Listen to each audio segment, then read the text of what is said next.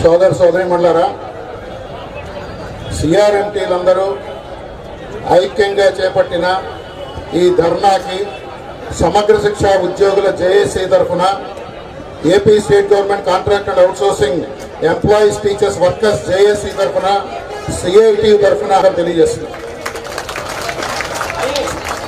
చాలా కాలం తర్వాత మనందరం కలిసి ధర్నా నిర్వహిస్తాం. అందుకు ఈ ధర్నాలో పాల్గొంటున్న ప్రతి ఒక్కరికి పేరు పేరున మీ సంఘాల నాయకత్వానికి అభినందన తెలియజేస్తూ ఉన్నా. ఇది ప్రారంభం మాత్రమే. ప్రభుత్వానికి ధర్నా ద్వారా హెచ్చరిక చేయదలుచుకున్నాం. ఇది ప్రారంభం మాత్రమే. సమస్యలు కనుక పరిష్కారం కాకపోతే రాబోయే కాలంలో మరింత పెద్ద ఎత్తున ఉద్యమిస్తాం అని హెచ్చరిక చేయడానికి. ఇందాక మన మిత్రుడు ఆవేదన చెందుతూ సిఆర్ఎంటీలు ఎందుకో వెనకబడ్డారు అని మాట్లాడారు. సిఆర్ఎంటీలు వెనకబడ్డం కాదు, ఓవరాల్ గా కాంట్రాక్ట్ అవుట్సోర్సింగ్ ఉద్యోగులు వెనకబడ్డారు. కారణం మన సంఖ్య 3 లక్షలు, మన పోరాటాల్లో పాల్గొనేది 3000, 4000 అందరం కలిసిన అది. అందుకు వెనకబడ్డాము. 3 లక్షల మంది అవసరమైతే కుటుంబాలతో సహా రోడ్ల మీద కూర్చుని మా సమస్య పరిష్కారం అయ్యేదాకా కదిలేది లేదు అని మనం ఈ ప్రభుత్వానికి చెప్పినప్పుడే మన సమస్యల పరిష్కారం అవుతాయి. ఒరిస్సాలో 1,00,000 మందికి పైగా రెగ్యులర్ అయ్యారు. ఎందుకు అయ్యారు? మీరందరూ కూడా వాట్సాప్ లో బాగా షేర్లు చేశారు. ఎందుకు అయ్యారు?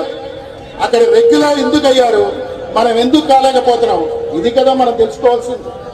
అక్కడ రెగ్యులర్ అవడానికి కారణం దాదాపు 2 నెలల పాటు కుటుంబాలతో సహా ఒరిస్సా రాజధానిలో మొత్తం ఉద్యోగులందరూ క్యాడర్ విభేదాలు, పథకాల విభేదాలు, డిపార్ట్మెంట్ విభేదాలు పక్కన పెట్టి మొత్తం లక్షలాది మంది రోడ్ల మీద కూర్చున్నారు.